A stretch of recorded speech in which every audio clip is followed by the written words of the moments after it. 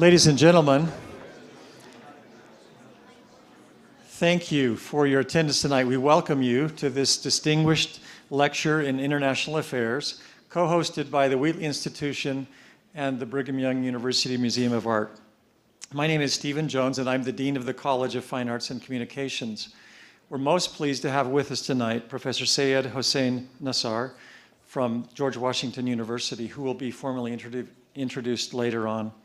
I can tell you you're in for a real treat tonight.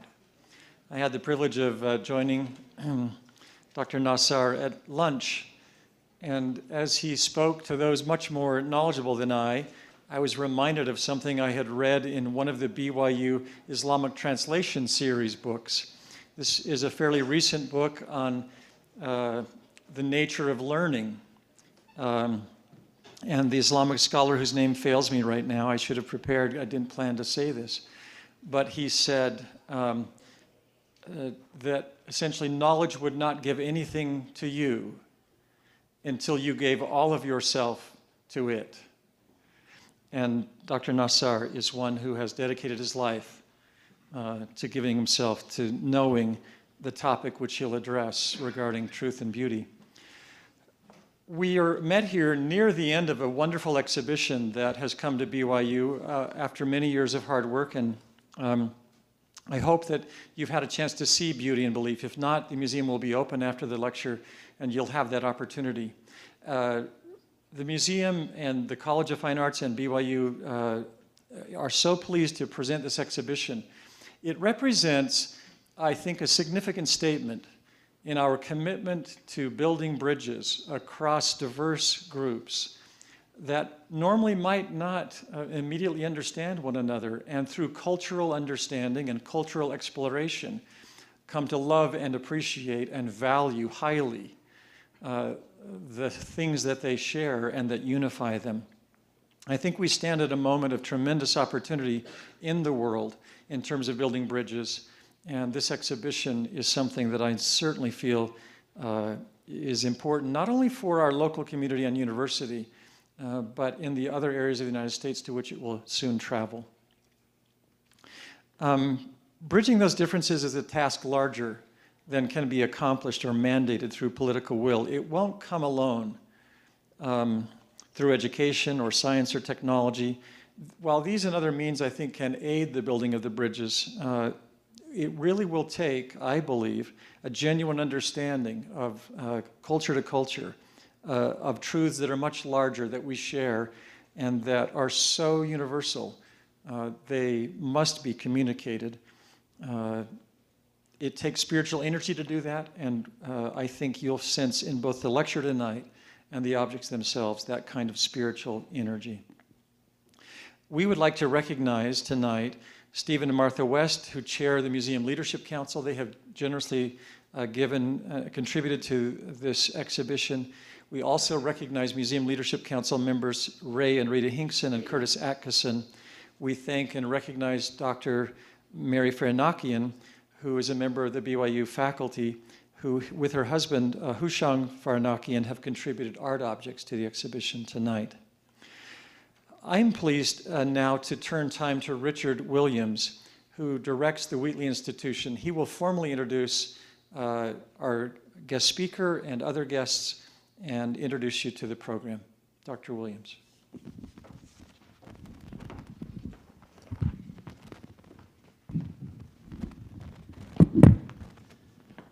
Thank you, Dean Jones. Ladies and gentlemen, welcome to this distinguished lecture.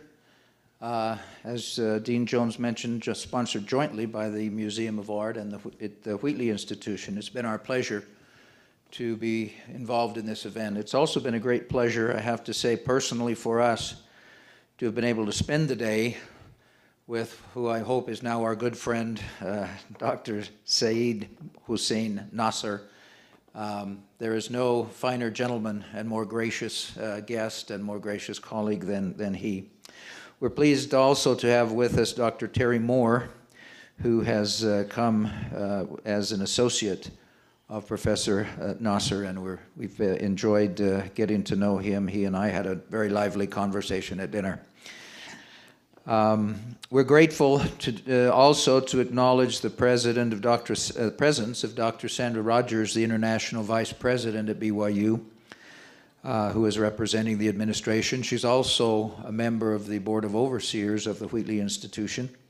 I'd like to mention particularly Jim Toronto, who is here as the academic coordinator over the Middle East Studies and Arabic program here at BYU. We have other distinguished guests and colleagues who we've had the pleasure of entertaining this evening. We appreciate your attendance, and we look forward to Professor Nasr's comments. As is our custom at Brigham Young University, we'll begin our evening together with a prayer. It will be our pleasure to have Imam Ahmad Salah offer that invocation. Following the prayer, it will be my pleasure to introduce Dr. Nasr more formally. Imam Salah. Thanks, Dr. Williams. Assalamu alaikum, everyone. Before I do the opening prayer, and I have to warn you that as a PhD or a graduate student, it will be long. But let me read this verse from the Quran. I'll read it first in Arabic and then read the close translation, inshallah. بسم الله الرحمن الرحيم يا أيها الناس إنا خلقناكم من ذكر وأنثى وجعلناكم شعوبا وقبائل لتعارفوا إن أكرمكم عند الله أتقاكم. Close translation. O mankind, we created you from a single male and a female so that you get to know each other. We created you from a single male and female, and we made you into nations and tribes so that you may get to know each other. Indeed, the most righteous of you, indeed the best amongst you. Excuse me, I'm just translating as we go here. Indeed, the best amongst you is the most righteous. And again, like I said, we lived here for quite some time, about 12 years, and we went through different events here at BYU, and like everything starts with a prayer. For us also, for the Muslim world, whenever we start anything, we start with a prayer. And the prayer is not going to be long because it's only 4 words. And again, I will read it in Arabic first and then read the English translation. And we say, Bismillah ar-Rahman ar-Rahim. And that is by the name of God, the most merciful, the most gracious. Thank you.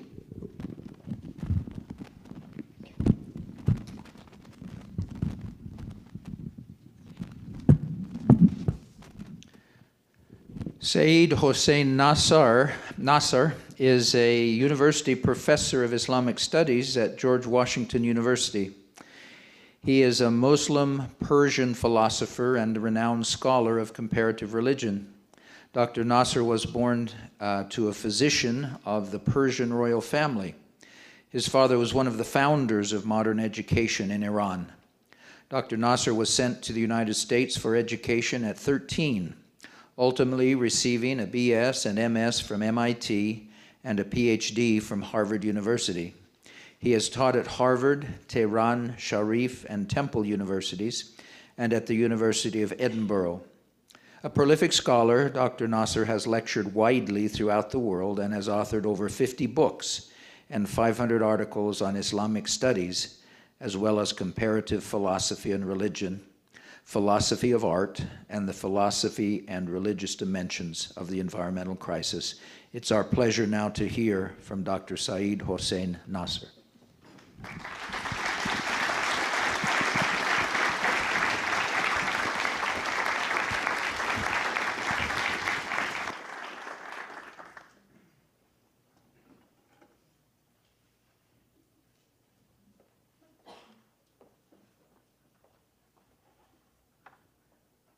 Also begin with the name of God, Bismillah ar-Rahman ar-Rahim. Dean Jones, Dr. Williams, other distinguished functionaries of this university.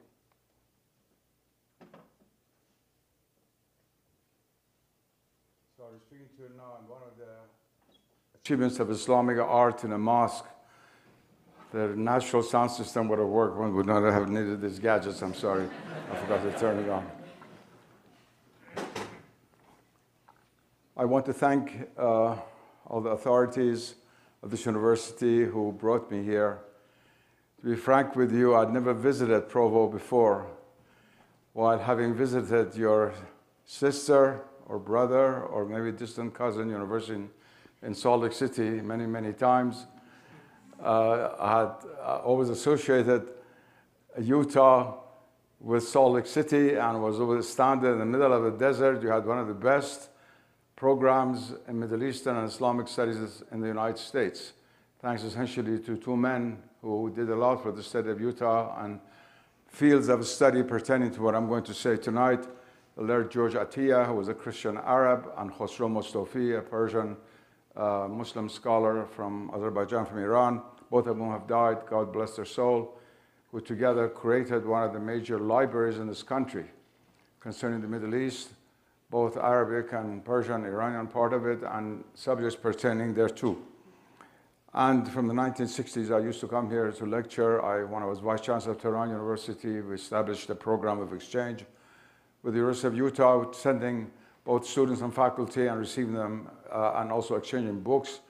There are over 30,000 books at a distance of 45 minutes drive from you there, which I sent personally to the University of Utah Library. As a response for which we got 30,000 books. We send them people who could teach people the poetry of Hafez. They would send us people who know how to cure cows. That we were especially interested, of course, in all of the medicine and art dealing with agriculture, for which the state is so well known. And you cannot imagine what it means for me to come to this state. I also must tell you this little anecdote before I begin. I owe a lot. When the Iranian Revolution took place, I was in London. And for years and years, Harvard, Princeton, these places had been trying to get me. So I wrote to these places saying that I'd come out of Iran. It was the middle of the year. It was not possible for them. And there were political things going on and into which I will not go. The president of the University of Utah was David Gardner. And as soon as he heard that, he took a special bill to the University Senate and asked me to become a distinguished visiting professor at the University of Utah. And so I left London for Salt Lake City. I came down the plane, 4 people from the FBI with big hats standing at the plane to protect me as guards because of what had happened. I told them, go home. I would like nothing better than to be buried in the land of Utah. But unfortunately, nobody shot me. So here I am, 30 years later, still lecturing and talking and preparing students. And now I have my first intellectual relationship with this university. And that is one of my books will appear in the next volume in the series of this university, bilingual editions, which under the direction of Professor Peterson is coming out. Of all places, in the Brigham University in Utah, this is the best in the world, of the Western world, this is a bilingual series, which many universities, including Harvard, tried to do, and they did not really succeed. But here now you're doing it, and I feel proud. I'm sorry he's not here now, to be part of this very important academic endeavor. Now let's get to the subject for which I've come here and about which I shall speak: Islam, truth, and beauty. Let me congratulate this university for being able to create an exhibition of this order to start with, an exhibition of Islamic art of the highest quality, both as far as individual objects are concerned and the flow of forms and ideas as one goes from one room to another. I had the privilege of seeing it this morning. And what I shall do tonight for you is to try to bring out some of the deeper meaning of Islamic art. Now that you have this remarkable exhibition here, which is one of the best I've seen in this country. Let me begin with the universal principle. No authentic expression of the truth is ever separated from beauty. The famous saying of Plato, that beauty is the splendor of the truth, is one of the most profound statements ever made. Everything that is true is beautiful, including with the human soul, the highest work of art of God. When it's truthful, there's a beauty in the soul. That's the highest form of beauty. And in Arabic, it's quite interesting that the word for goodness and virtue and beauty, ihsan, are the same. So from the highest level, which is that of the creature who God has created to speak to, who can address God, that is human beings, down to the little mollusks that are in the sea or little bugs that walk in the forest, the truth of anything that is really real is always related to beauty. Ugliness is our invention. The possibility of negating the truth in the human order is the origin of the creation of ugliness. We don't think of it usually in these terms, but look at the world of nature. Wherever you go is beautiful. The forest has one form of beauty, the desert another beauty, the majestic mountains you have here, one form of beauty. The much lower rolling hills of Virginia, near where I live, have their own beauty. Flowers have their own beauty. The sea has its own beauty. Have you ever seen ugliness in nature? Don't say, oh, yes, I saw a shark eating a smaller fish or something like that. That is not really ugliness. That's another facet of the cycle of life. But the shark itself, how beautiful is its form, to the extent that we make cars that try to look like sharks and then sell them. Ugliness is human invention. It is we who have the choice of making that which is ugly and that which is beautiful. It's starting with ourselves. We have the choice of making our souls beautiful and our souls ugly. And from that issues what we say. We have the choice of saying things which are beautiful and things which are ugly, and making things beautiful and making things which are ugly. This is the very important truth to realize. Even across the boundaries of Islam, there's no religion in which the expression of authentic truth in that religion is not combined with beauty. We might not be used to its language, but from the sand painting of the American Indian, of the Navajos and the Hopis just south of here, 1,000 miles, to the Ise temple in Japan, which is the center of Shintoism.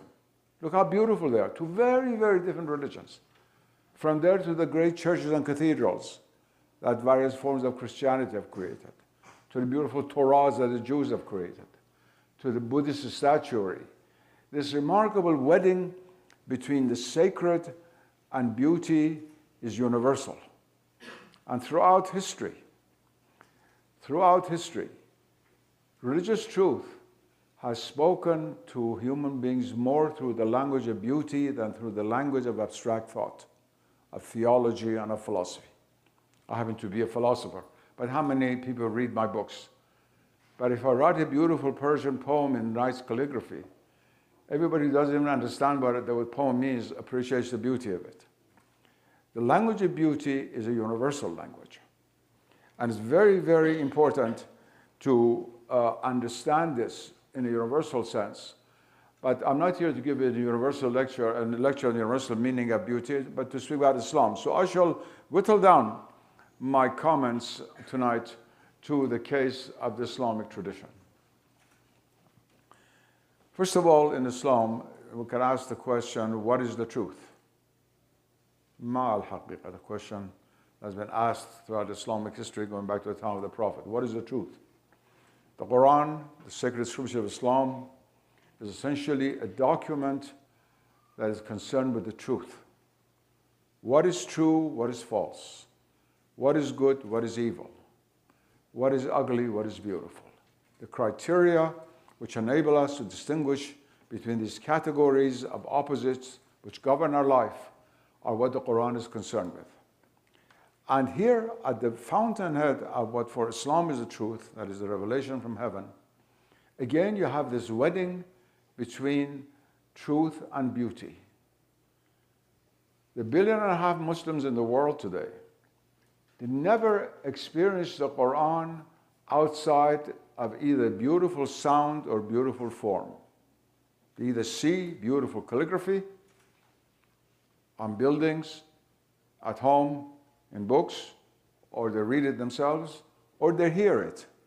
You never hear ugly recitations of the Quran. The highest form of oral art, the highest form of music, although it's not called music in Arabic, is the chanting of the Quran. So in the Islamic experience, truth, which is associated with the Quran, always appears in a dress of beauty. This is very, very important, an experience which underlies the most profound aspects of Islamic living. And one of the most devastating and terrible things that has occurred in the last 200 years in the Islamic world is, on the one hand, the modernism coming from the West, which is opposed to beauty and to Islamic art, which has destroyed so much of the Islamic civilization. So many of the great Islamic cities have been turned into slums by modernists, by people who have studied modern architecture in France and Germany and the United States and other places, and they're not traditional Islamic architects, or by fundamentalists, or the other side of the coin of modernism, a more recent phenomenon in the Islamic world, who are totally indifferent to beauty. For them, the destruction of a 1,000-year-old mosque, as just happened in Mali 2 weeks ago, it's as if you took a wastebasket and threw your handkerchief into it, dirty handkerchief into it. It's really a great, great tragedy. And it's also time for the Islamic world itself to wake up to this reality. Because if you look at Islam, it's impossible for Islam to survive as a religion without beauty. Beauty is the hallmark, has been, of everything Islamic throughout history.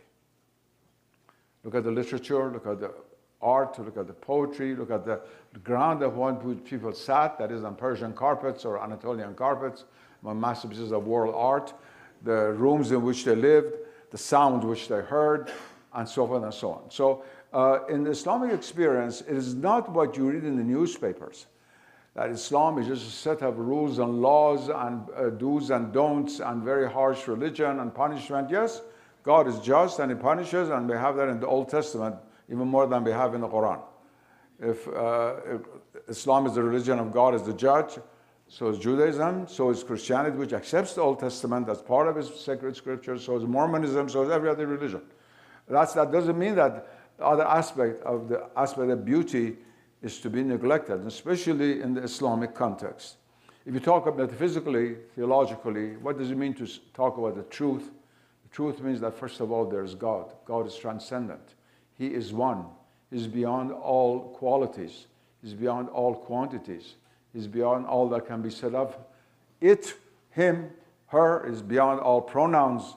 At the same time, it's a God who has created, who speaks to us, who, although beyond everything, is our interlocutor. It's a God who is it, at the same time thou, to whom we can speak.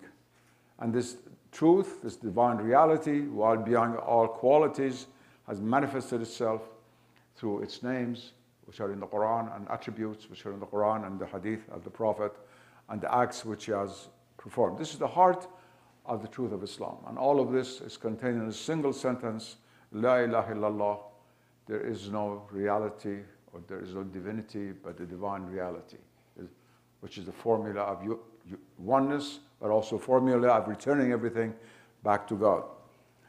Now, I don't want to talk about this aspect, except to emphasize that according to this truth, which is foundational to Islam, this truth, although beyond this world and beyond the human persona and even divine persona, beyond all that we can conceive of him, beyond, because persona in Latin is mask, beyond the mask of persona, the it, but beyond the mask, nevertheless has a will that works in human history and in our lives, and has a wisdom which is manifested in what that will has brought into being.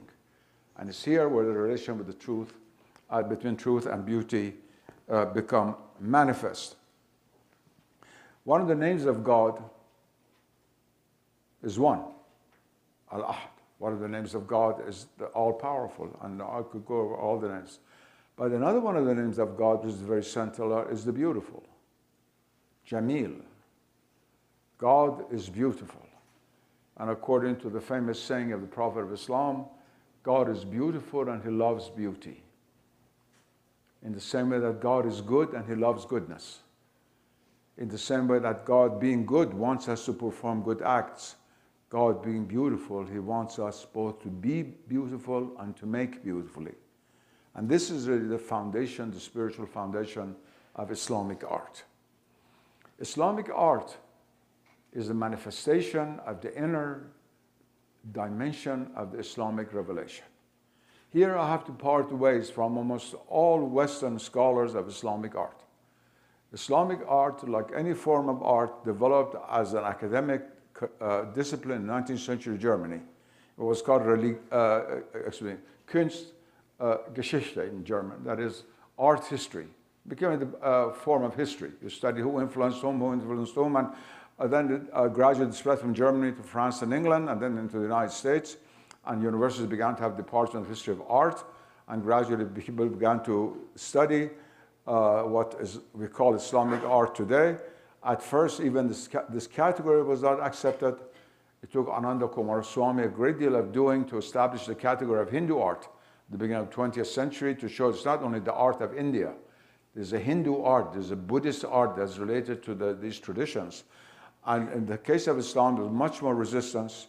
All museums, big museums, had parts of Persian art, Andalusian art, some Egyptian art, certainly Mughal and Northern Indian Islamic art, but not Islamic art per se. You will be very, very surprised to realize that the first exhibition in the West of Islamic art was in 1977, as late as that, in the Hayward Gallery in London, when the late Titus Burckhardt, God bless his soul, and myself, we put on the exhibition of Islamic art. Called Islamic art, which was inaugurated by Queen Elizabeth. And in a sense, it baptized it officially as Islamic art, with all these posters in the London subway and so forth and so on. And it was very soon thereafter, Victoria and Albert Museum put all of its collections of Persian art, Indian art, Egyptian art, then together as Islamic art. The British Museum followed suit. And in 1978, 2 years later, the Metropolitan Museum of Art, which has the largest collection of Islamic art in the United States, most of which was in the basement, had a curator called Richard Eddinghausen, the famous German art historian, was a good friend of mine. He wrote to me in Tehran and said, can you give us some money to put on the first exhibition of Islamic art at the Metropolitan Museum of Art? We promised most of the galleries would be Persian art. So at that time, it wasn't like now, with one telephone, I could get a few $1 million. So I picked up the telephone and got a few $1 million for him in 5 minutes. I can't do that anymore, unfortunately. I can't even get a few tens of thousands of dollars for anybody. But in those days, I could do anything in Iran. So I got the money for him. And the exhibition was inaugurated. And the first museum in the United States to have a section on Islamic art was the Metropolitan Museum. But very soon it was followed by the Cleveland Museum, Boston Museum of Fine Arts, I mean the greatest museum in this country, San Francisco Museum, and then in Washington, Sackler, in fact, the whole new section was built for Islamic art. So it's a very recent phenomenon. The very acceptance of the category of Islamic art is a recent phenomenon. And even though it became accepted, in most places where Islamic art is taught, like University of Michigan, Harvard, these are the 2 oldest universities in this country, which teach Islamic art as a discipline, was always considered in a historical way as some kind of an art that developed in a strange way in the Middle East on the basis of influences of Sassanid, Byzantine, and other artistic influences, and suddenly it appeared like that. I believe this is a total disregard for the truth. All sacred art is like a descent from heaven. What is the origin of Gothic architecture? Who can explain? The incredible masterpiece that suddenly appear in Europe, called Gothic architecture, from any kind of influence. Yes, the buttresses were influenced by the Mosque of Cordoba, this was influenced by that, but this total form is a kind of a descent from heaven. It's always an inspiration. In every civilization, it's like this, and Islam is no exception. Islamic art is not only a result of going over influences of Sassanid or Byzantine architecture and techniques and so forth. Of course, they use Sassanid techniques of bricklaying in Iran, Byzantine techniques of stone laying in Syria, which was a Byzantine province. But the art itself, the creation of the art itself, comes from something else. Sacred art is always a divinely inspired art. And in the case of Islam, it comes not from the actual words of the Quran, but from its inner meaning. Because from the Quran also flows Islamic law. That's based on the meaning of certain verses. let's say, we, like the Jews, do not eat pork, derivatives of the animal. And it's written there, or not to drink wine, or not to steal, or not to accept interest. You know, different things that you have in various religious law. There's no sentence in the Quran that says, now, do art in such and such a way. There's no chapter on art. It's much, much more subtle than that.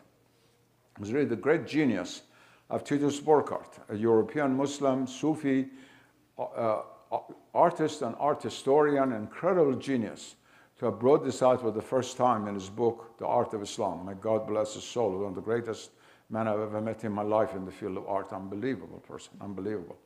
I've met so many great traditional masters in Iran and India, other places, but nobody had his vision. You could look at something and see the inner intention of that form of art.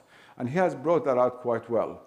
Where the Quran comes from is Islamic art comes from is what we call the haqiqah, the inner truth of the Quran.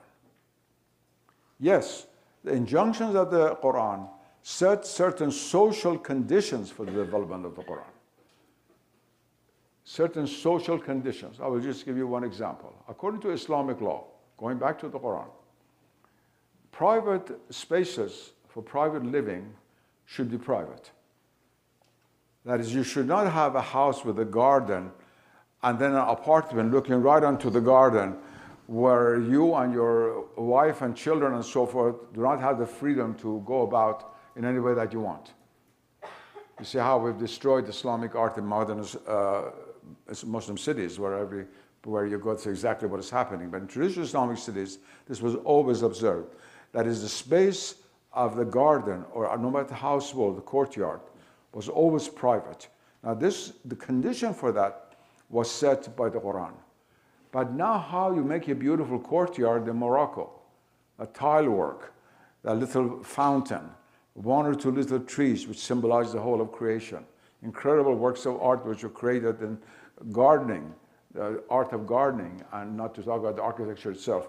All of that comes from the inner meaning of the Quran. It's a very subtle thing. It was handed down through generations and flowered in the various forms of Islamic art. Alas, in an introductory lecture like this, I do not have time to go over the metaphysics and the cosmology and of this haqiqah, this inner meaning of truth as relates to art forms and the significance upon the human mind. This whole science unto itself. I really cannot go into it, but at least I can point out the nexus that exists in Islam between the haqiqah, the inner meaning of the Quran, and Islamic art. Not either or what is written in the Quran is outward meaning, or even the sounds necessarily.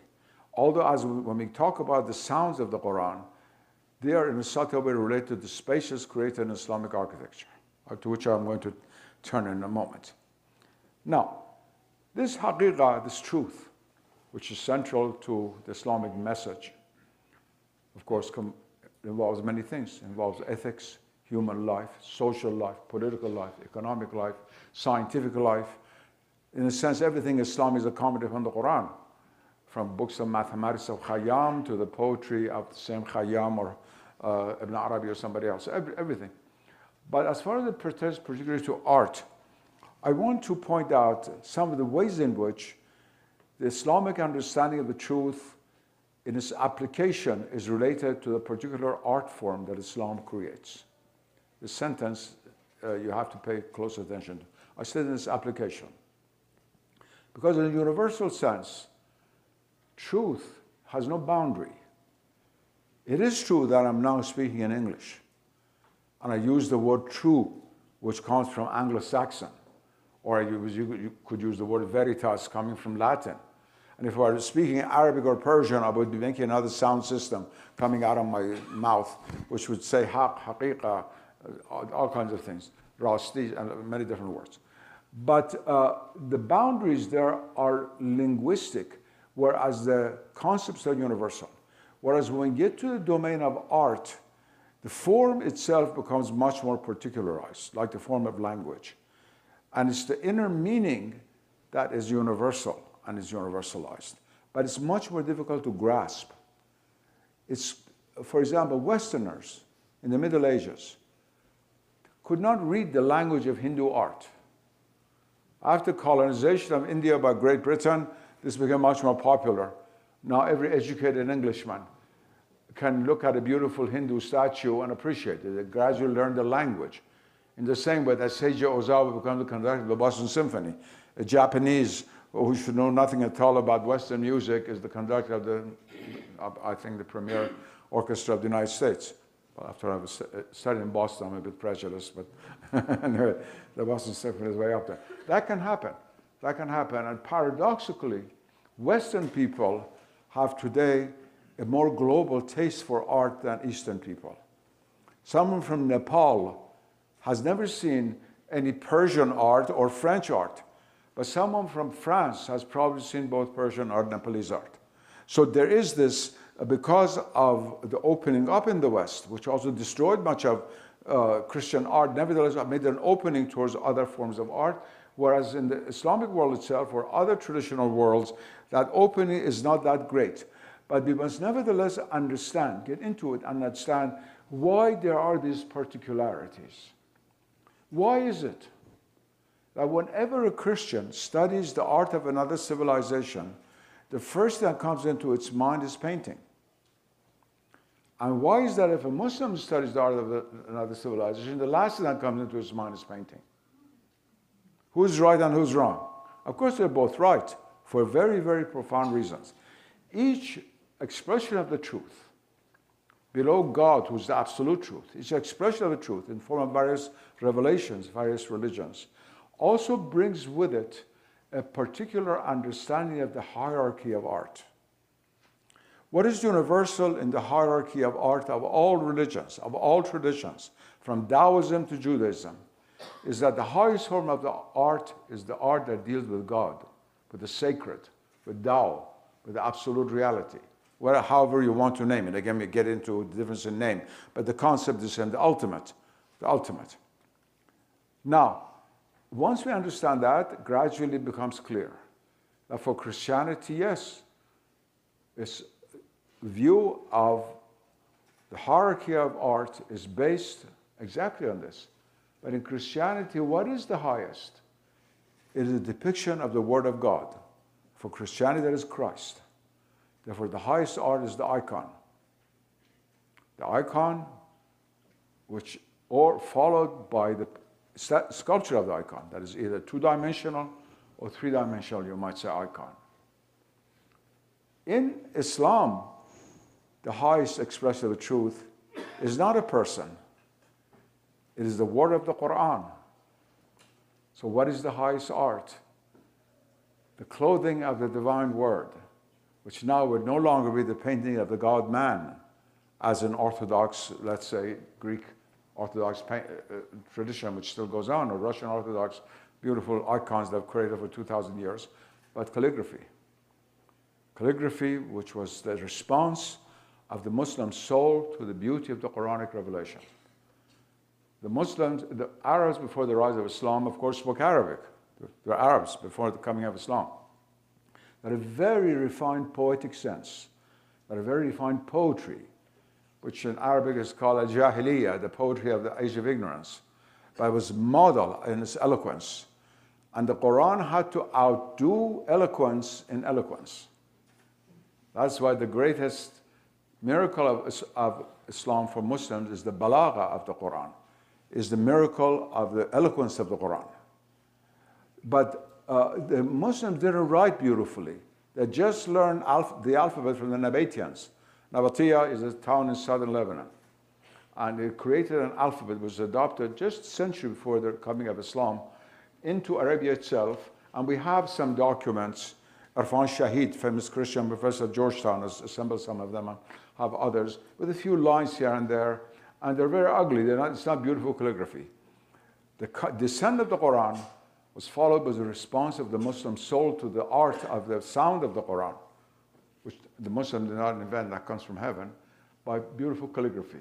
So the first great sacred art of Islam, at the top of the hierarchy of the arts, corresponding to the icon, is calligraphy. What is painting for the Christian eye is calligraphy for the Muslim eye. And don't forget, all secular painting in the West issues from sacred paintings. If you study the history of Christian art from the very beginning, it goes step by step before we get to cubism and modern paintings and a few lines on the wall and things like that. There's a long, long distance.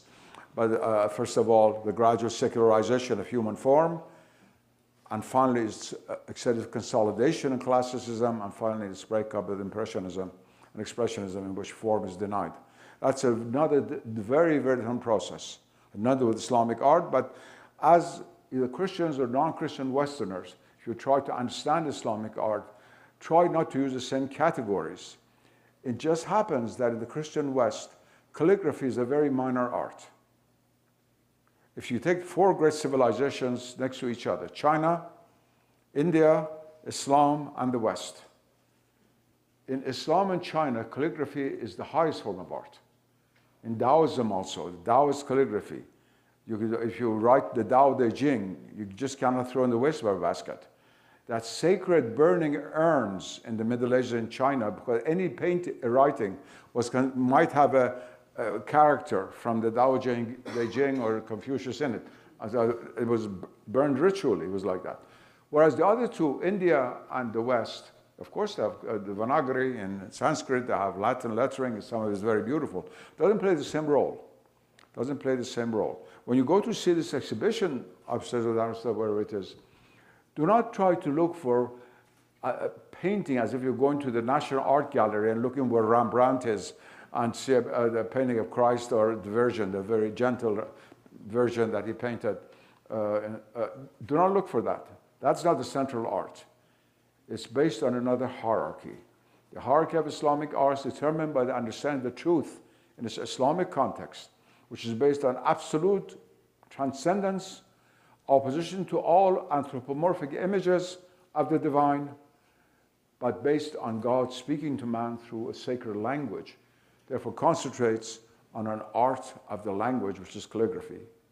And the second great art in Islamic civilization was related to very much to the first, not in our mind today, but it's the deepest sense, architecture. It says in a hadith of the Prophet, and where God addresses the Prophet of Islam, he says, "Verily, I made for thee the whole of the earth thy mosque." Al-masjidan.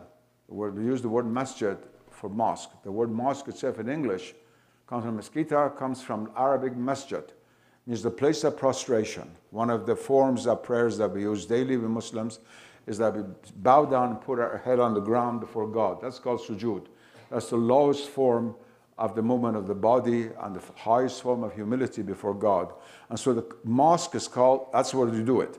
The very word mosque is not an Anglo-Saxon word. It's an original Arabic word, masjid. Now, it says in this hadith, I have made the whole of the earth a masjid for thee. What does that mean? That means if I'm here at Provo, if I have the permission of the president or somebody who is in charge, I can go in the grass and pray. I can do all the things that a Catholic can only do before an altar in a church. That is conduct the Eucharist with the priest right on the grass outside of here. That's how Islam was made. And therefore, I say this because in a sense, Islam did not need an architecture until it came out of nature into the cities. Otherwise, nature is God's architecture. The nomads had no architecture, but they're very pious people. They had no mosques. They prayed going back and forth between high places and low places for summer and winter. And like the Indians, the nomads in the old days, they left no architecture behind. Architecture came into Islam when there was need of creating a sacred space in a space which had lost its sacrality because of human habitat. Once we began to build, we destroyed the sacred quality of natural space. We created our own human spaces. And within that, it was therefore necessary to create a sacred space. And that's how the mosque architecture began.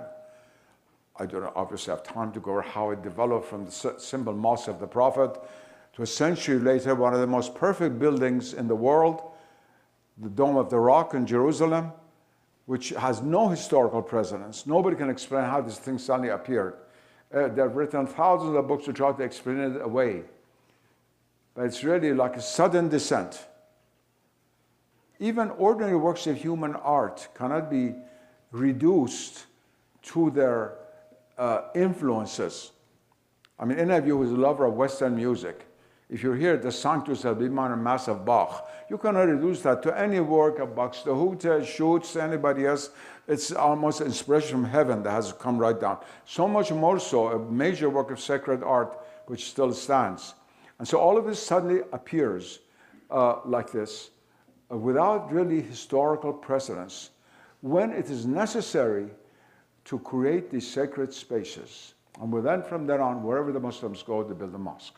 And they vary from very simple mud structures in Mali or in Chad or other places in the center of Africa to the Sultan Ahmad Mosque or the Shah Mosque, or now called Imam Mosque in Isfahan or Istanbul, the great mosque that you've seen pictures of among great masterpieces of world art. That these two remain on the plastic arts side, the plastic arts, the peak of the hierarchy of the Islamic arts. And they have remained the peak because of the particular expression of the truth in its Islamic form. Ibn Arabi, Muhyiddin Ibn Arabi, the great sage, Andalusian sage, writes in one of his books, he said, for Muslims it's forbidden to depict the image of the divinity. But let us not criticize Christians for whom these depictions were allowed by another dispensation from God. It's very interesting that traditional Muslims, but not like these people running, destroying churches right now in Iraq because being angry for all the bombs that the American army threw on their heads. Unfortunately, the Christian community in Iraq is almost completely destroyed thanks to the invasion of Iraq, of course. They've been there for 1,400 years. But putting these horrible acts aside that's going on now, which are already due to very immediate conditions and causes, the Muslims were always very appreciative of Christian painters of the icons. When Shah Abbas, the great powerful Persian king, established Isfahan as his capital, and he brought a number of Armenians, but were very good craftsmen, and settled them across the river, across the Zaindaru River, where Mr. Miller was playing Santur upstairs, was in Iran, in Isfahan with me one day. His memories. On the other side of the river, they're still there. The Armenians are still there. He not only allowed them to build churches, he told them to invite icon painters from Armenia and Russia to come and paint for them, and they're still there. They're one of the most beautiful Christian churches. Looks very strange to Muslim eyes with all these paintings on the walls and so forth and so on. But the Muslims understood that. They did not oppose it. They did not oppose it. The fact that even the Hagia Sophia, which was a mosque for such a long time, the tremendous painting of Christ on the ceiling is still there. They didn't tear it down. That place was until Ataturk agreed as part of the agreement not to be deposed, to convert that from a mosque into a general museum or something like that. For 600 years before that, this was a mosque where people prayed every day, and all this is against Islamic law to have human paintings. Ulama accepted that as an exception, because this was a painting of Christ up there, and there it remained. So we must remember that the Islamic understanding of the hierarchy of the arts, based on the particular truth as manifested in Islam, that truth itself ordered the Muslims to also respect other expressions of truth which were not Islamic, at least for the sages who understood it. There was a poem which my father oftentimes said was my favorite poem of the Persian language. My father was a very great scholar and one of the great scholars of his day. And the poem is like this: Musalman ger bedanisti ke bod chist, bedanisti ke din dar bod parasti ist. An unbelievable verse by one of the greatest of Sufi masters, Mahmud Shabastari, the author of the Gulshan Raz.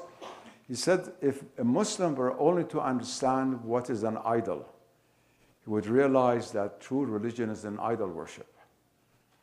How daring. I mean, bin Laden would have shot this person immediately had found him, but authentic Islam over the centuries understood what this man was saying, that even the Hindu idols that appear as polytheism outside, and both Muslim and Christian missionaries were against them and so forth and so on over the centuries, looked at more profoundly represent another hierarchy of the arts, another way in which God speaks to humanity. Anyway, in the non-sonoral arts, the peak of the artistic hierarchy in Islam is, of course, the Psalmody of the Quran, the chanting of the Quran. I should have asked somebody here to perhaps start the session tonight with 3 or 4 minutes of Quranic chanting, but I'm sure most of you have heard of it. This is an art which Muslims claim, listen to me very carefully, claim is ultimately derived from an art which God taught to the Prophet David. And there's a book in French in which a Frenchman claims that the Gregorian chant, plain chant, chant Grégoire, all you know now know what Gregorian chant is. When I was a student at Harvard, nobody in the West knew what Gregorian chant was, except a few Catholics. And we discovered one tape, and we were listening to 6, 7 sort of aesthetes at Harvard, and everyone was wondering what the sound was at the beginning. Now, thank God, after many years, you all know what Gregorian chant is. That is really the treasure house of all Western music, which was for 1,000 years what believers heard in Europe, more than anything else, as folk songs, has claimed that Gregorian chant and method of chanting of the Quran ultimately go back to the same source as music. I'm not a person to judge about that, God knows. But as a Muslim, what is said in our traditional Islamic sources, we believe that the Prophet taught the Muslims how to chant the Quran. They didn't invent it. There are modulations, of course.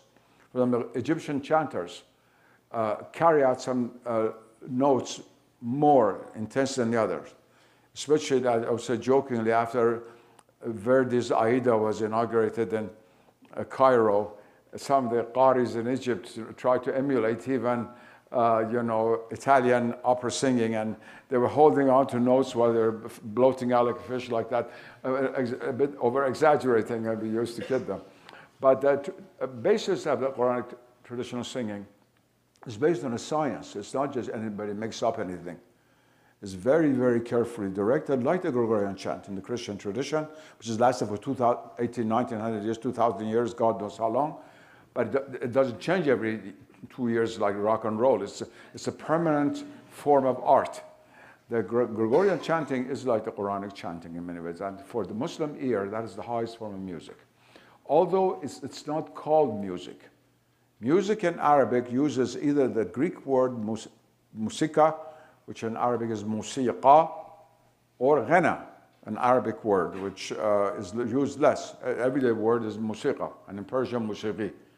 And that's a very, very tall order, and the arts that were based on, especially esoteric, mystical arts, and Sufism, it's used in Sufism and sacred dances and things like that, with which I will not even deal today. And I wanted to just, because there's a few minutes left, third, finally, after talking about these forms of arts, which we do not in the West usually associate with most important art, high art, with painting itself, the art of painting. The art of painting, quite rightly, was named by Western historians of art as miniatures, which means small.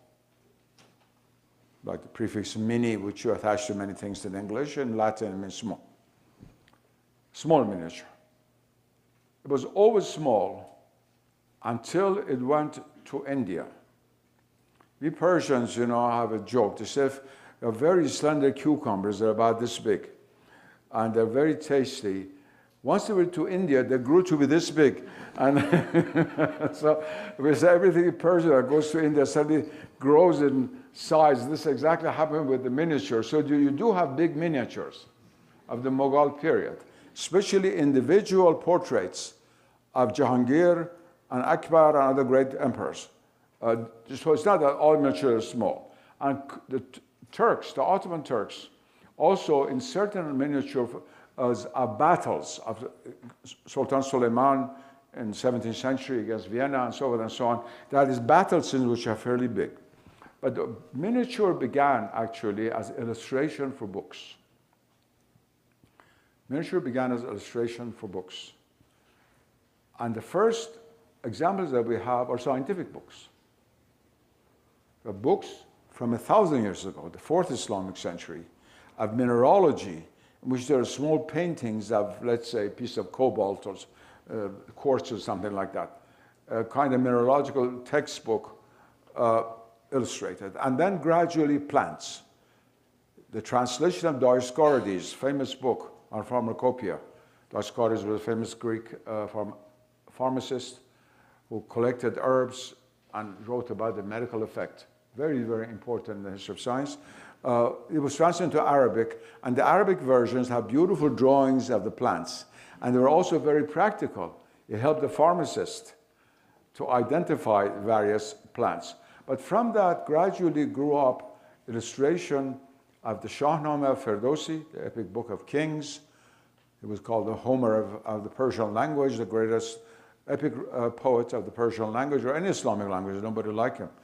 His heroes are Arab names. The people who call Rostam in Algeria, who are not even Persians, but they've taken from the Shahnameh. He was the great hero of the Shahnameh. And are very famous also in India, very, very famous. An illustration of Khalil wa Demna, other poetical works. And then when the Mongols came and took over Asia, and for a while two cousins, one was ruling over China, the other one over Western Asia, Hulagu Khan and Kublai Khan. That's unbelievable. They exchanged scientists and painters. It's remarkable, these Mongols, they were not at all what we think of bloodthirsty people just cutting off heads. They're very much interested in the arts and sciences. So they exchanged. There was a lot of Persians were sent to Beijing, and a lot of Chinese painters were sent to Tabriz. And there gradually in Tabriz, which is the capital of Persian Azerbaijan, a new phase of Persian miniature developed. The great miniatures of the Ilkhanate and the Timurid periods, which I think are the greatest masterpieces of Islamic art of painting. And continue the Safavid period. There were some very fine examples in this exhibition. This attracted a great deal of attention of Western art historians and connoisseurs who were interested in art as painting. And unfortunately for us Persians, there were two good connoisseurs. The English took about 90% of all the major miniature paintings of Iran to England. I use the word took as a grain of salt, of course, but it was another verb that should have been used. Anyway, today, from London, I always said to my students, take a protractor and draw a circle of 50 miles with the central protractor in the British Museum, Russell Square.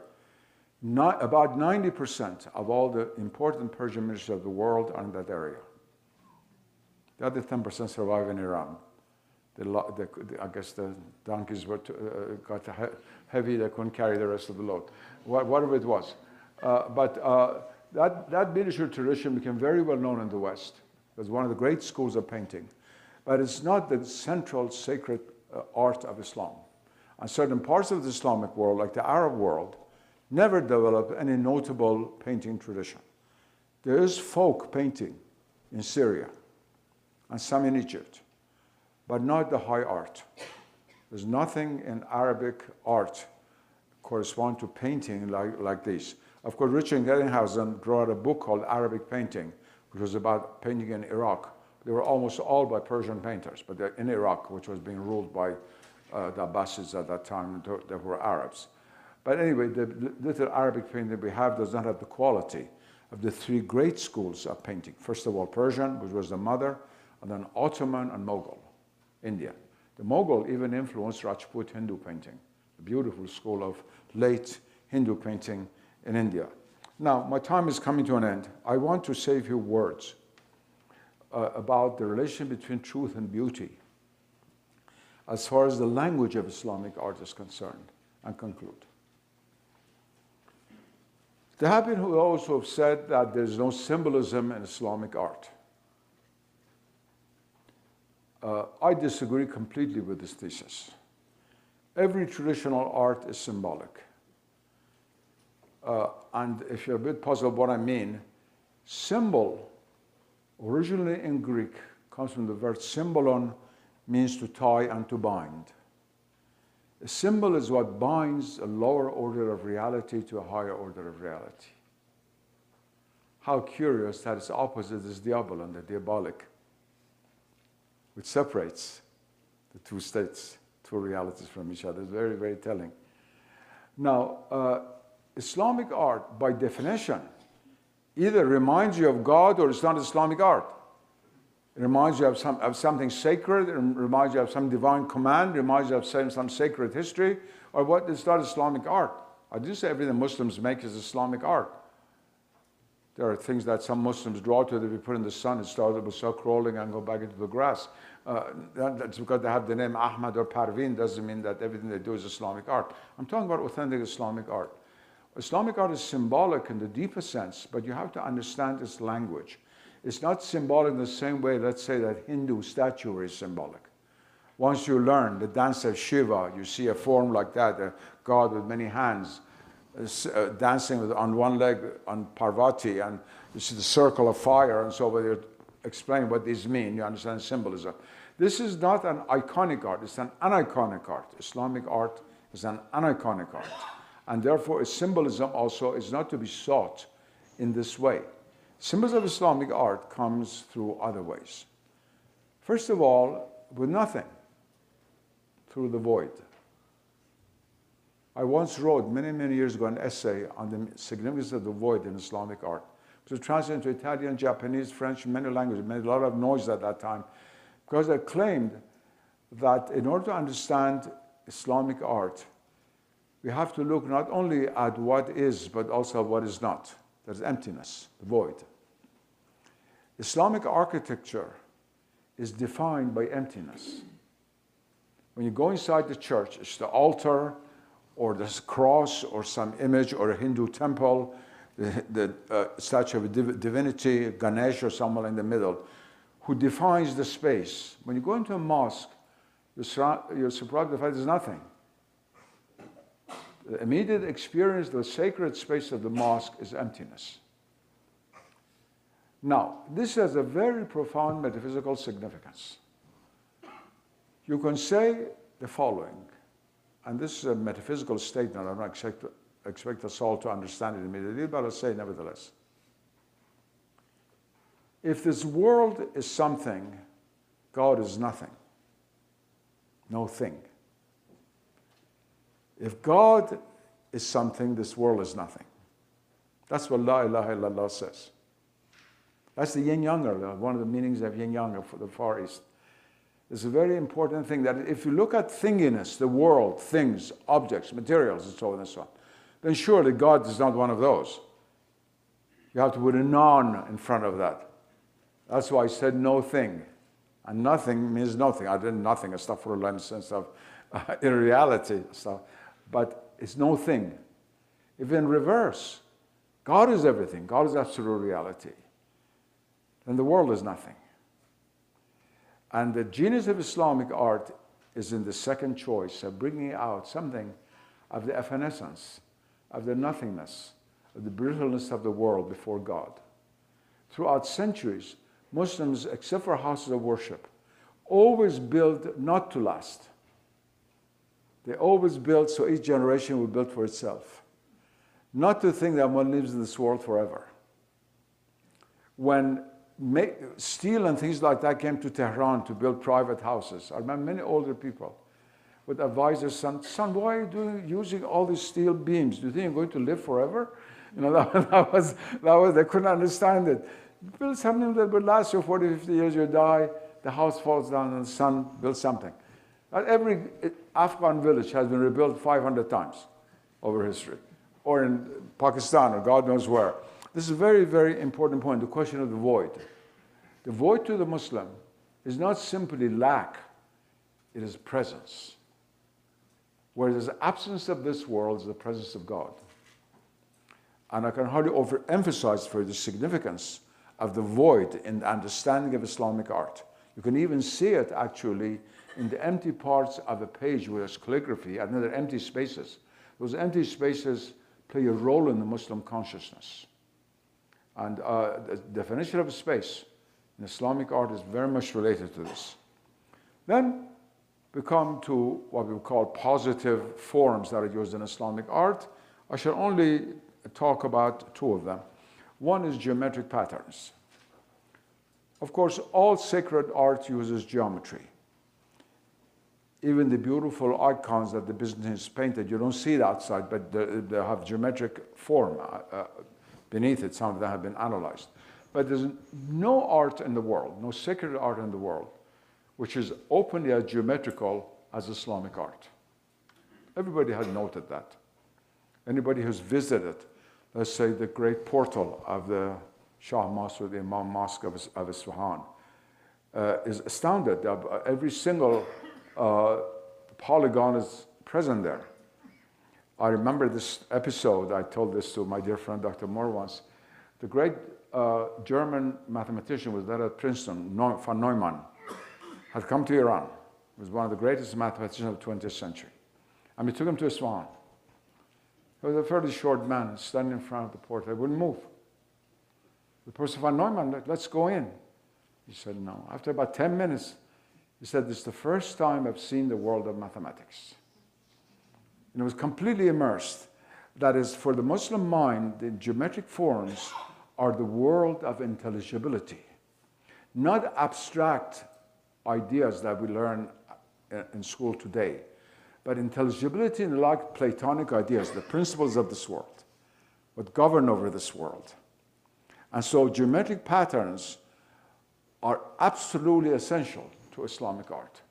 The symmetries, the relationships, the forms, the symbolism of the sides.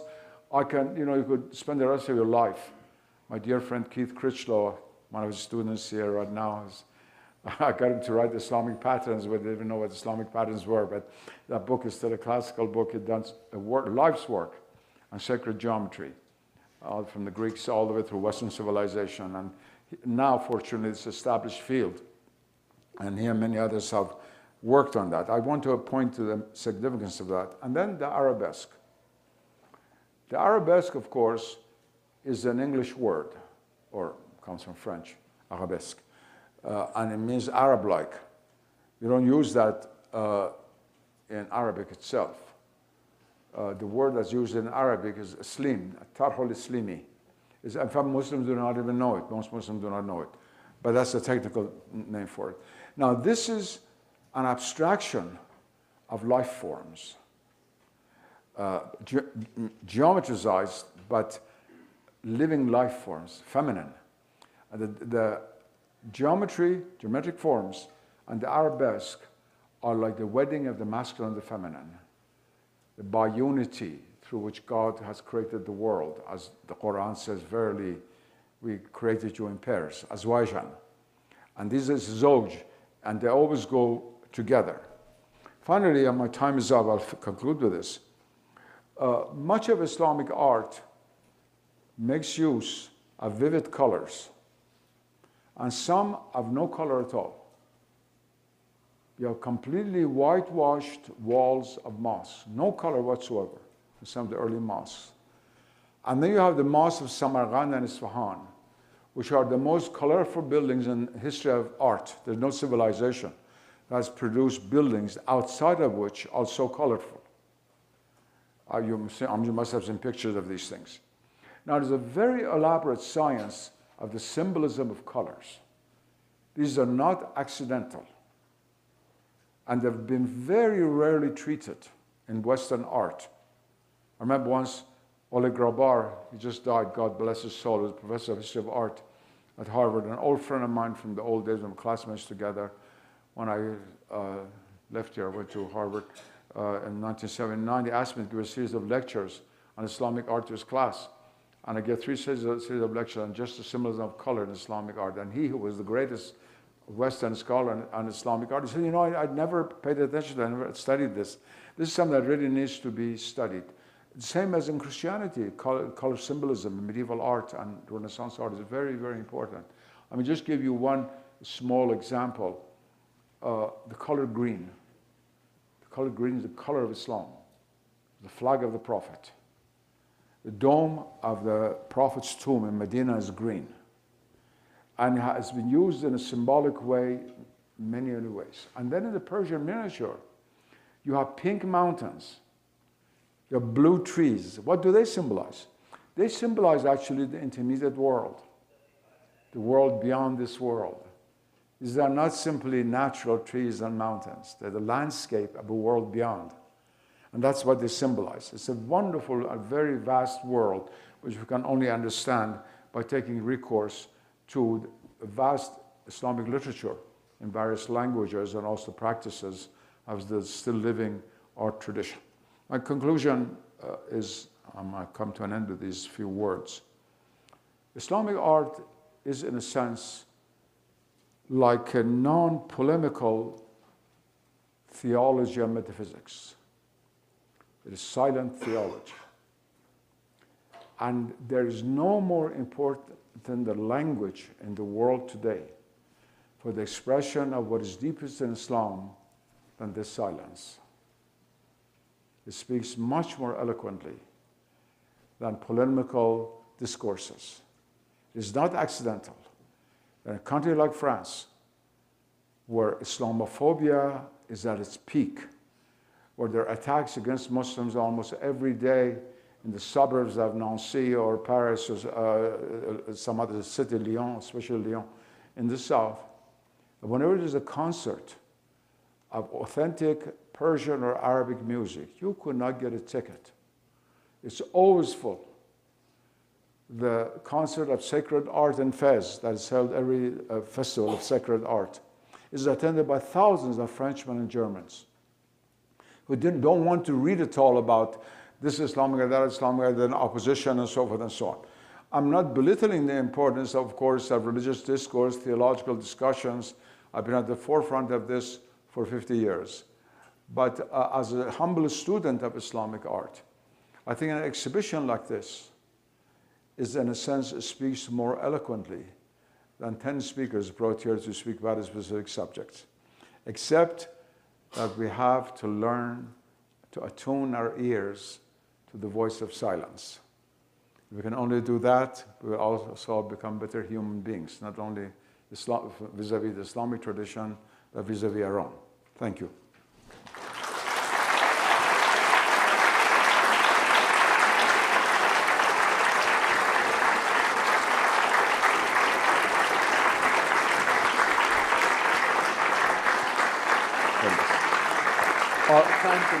Yeah, just a couple of questions. Yes, with pleasure.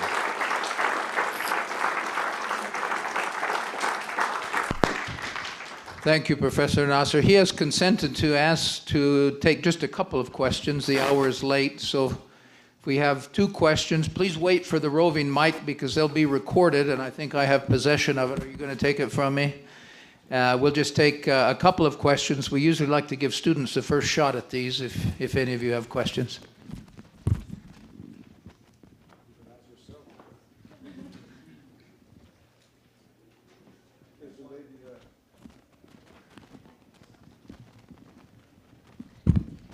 All right, I'll stand, I guess. You started... Sure. You started saying that if something was true, truly true, then it would also be beautiful. Does it then follow that it's possible for something to be beautiful without being true, that it's a two-way street? Beauty, as I said, is a double-edged sword because it can ensnare, entice, as well as deliver us. And this ambiguity has been marked by many moral philosophers in both East and West. There's no doubt about that. But in the deepest sense, that which is beautiful, to the extent that is beautiful, is also true. If it is beautiful and false, it's because there are other aspects of it which are not beautiful. That's the answer I would provide you. Thank you. With regards to the environment, what do you think is the greatest thing that humans can do to reclaim the beauty of the void? The beauty of the void? Mm-hmm. In a sense, to appreciate any kind of beauty needs an education on our behalf. We have to educate ourselves. And it's not only mental education, but it's also spiritual education. Some people are given to one kind of beauty more than to others. There's some who are for example, more musically inclined, some who are more visually inclined, and so forth and so on. But as to your question, how do we appreciate the beauty of the void? The answer to that is very simple and very difficult. We have to empty ourselves of ourselves and to experience the void within, not as an emptiness, which someone has to do in depression, but as an emptiness from the negative aspects of our soul and a fullness of the presence of the spiritual within us. That's how we experience the void in its positive aspect, externally also. That's all. Thank you very much, and good luck to all of you.